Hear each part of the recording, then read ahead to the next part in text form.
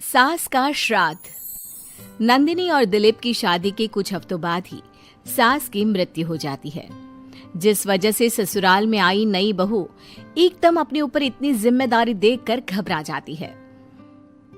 मुझे घर गृहस्थी के बारे में कुछ नहीं पता, सब कुछ कैसे संभालूंगी? मैं तो किसी रिश्तेदार को ठीक से जानती तक नहीं। अगर कहीं कोई गलती हो गई तो लोग क्या कहेंगे? नंदिनी, तुम बेमतलब इतना टेंशन ले रही हो। घर में हम दोनों के अलावा कोई है नहीं। जैसा भी काम करो कोई जज करने वाला नहीं है। रही बात रिश्तेदारों की तो उन्हें मैं संभाल लूंगा। पति का सपोर्ट देखकर नंदिनी के अंदर हिम्मत आ जाती है। अब दोनों मिलकर एक दूसरे को संभालते हुए आगे बढ़ने लगते हैं। इसी तरह 1 साल बीत जाता है और श्राद्ध के दिन शुरू होते हैं।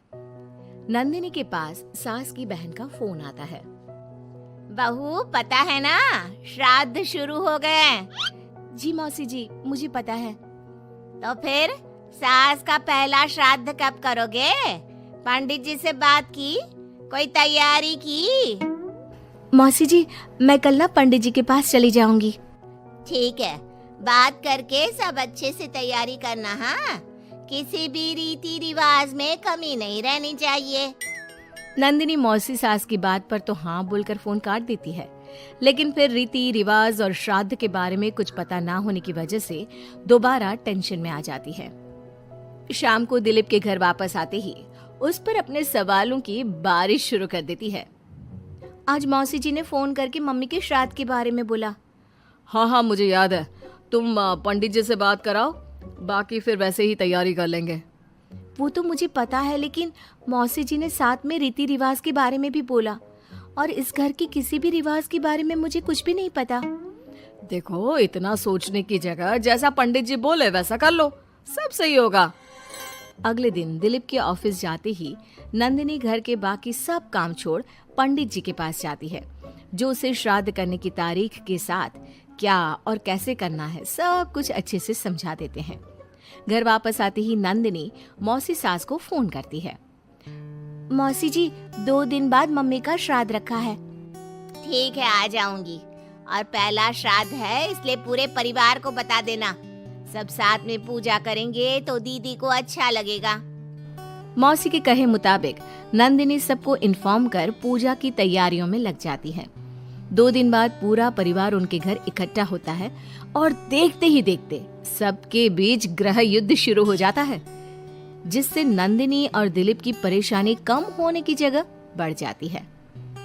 तुमने तो बोला था कि परिवार इकट्ठा होगा, सबके साथ काम कैसे निपट जाएगा पता भी नहीं चलेगा।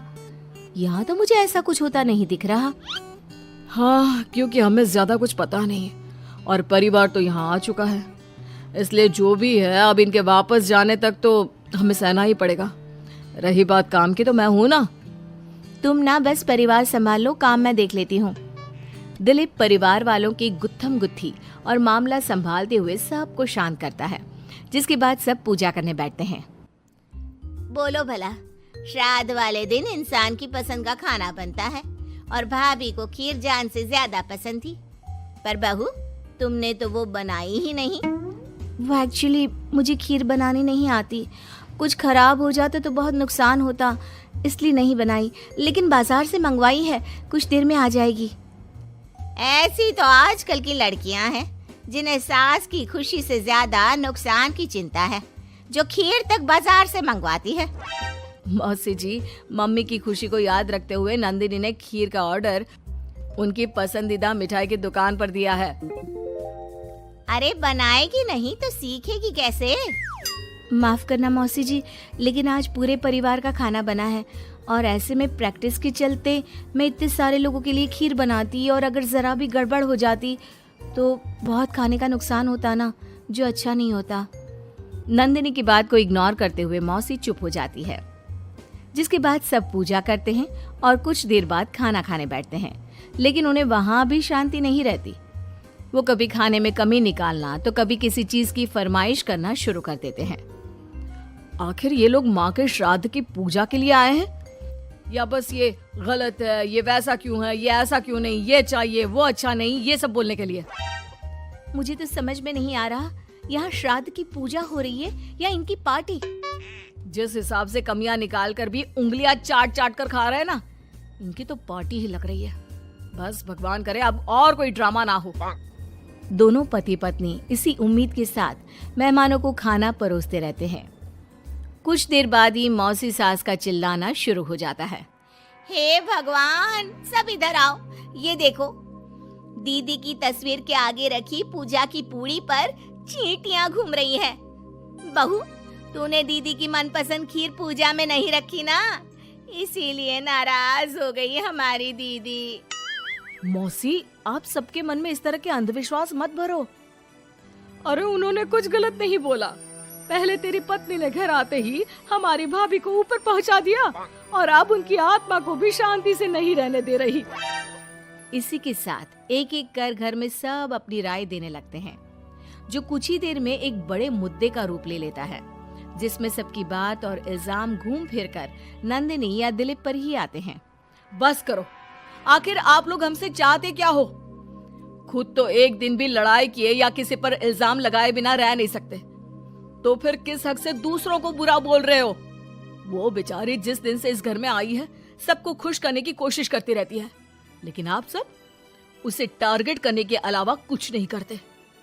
मौसी जी, आप इतने विश्वास के साथ कैसे कह सकती हैं कि मम्मी नंदिनी से ही गुस्सा है, क्योंकि अभी आप लोगों की हरकतें भी कोई प्यार करने के लायक नहीं है। दिलीप को पहली बार इतने गुस्से में और चिल्लाते देख मौसी के साथ पूरा परिवार चुप हो जाता है। आप लोगों को मुझे जो बोलना है बोलिए, फर्क नहीं पड़ता, लेकिन प्लीज मम्मी के लिए मेरे या दिलीप के प्यार पर उंगली मत उठाइए। माफ करना, पर यकीन नहीं होता, एक ही परिवार में लोगों के बीच इतनी कड़वाहट कैसे हो सकती है? सब एक दूसरे को नीचा दिखाने का मौका ढूंढते रहते हैं, सबको दूसरों में कमियां निकालनी है। क्यों? रही बात चींटियों की, तो बस वो तो पूड़ी पर रखी चीनी ले जा रही हैं। आखिर उन्हें भी तो अपने खाने का इंतजाम करना है। नंदिनी और दिलीप की बातें सुन परिवार में सन्नाटा छा जाता है। सबको अपनी गलती का एहसास होता है, लेकिन गलती ना मानने का गुरूर उन्हें आगे कुछ भी बोलने से रोकता है, जिसके चलते धीरे धीरे सब चुपचाप उठकर अपने घर जाने लगते हैं। अरे सारे कहाँ उठकर चल दिए? बेशर्मो, अब भी तुम्हारे अंदर इतनी शर्म नहीं आई कि एक सॉरी बोल दो? हमने बहू को न जाने कितना परेशान किया, फिर भी उसने पलटकर किसी को कुछ नहीं बोला। नंदिनी, हमें माफ करना, इस साल तो हमारी वजह से सब खराब हो गया, पर वादा करती हूँ अगले साल सब इस परिवार का नया रूप देखेंगे। फिर मैं भी वादा करती हूँ कि अगले साल सबको अपने हाथ की बनाई बढ़िया खीर खिलाऊंगी।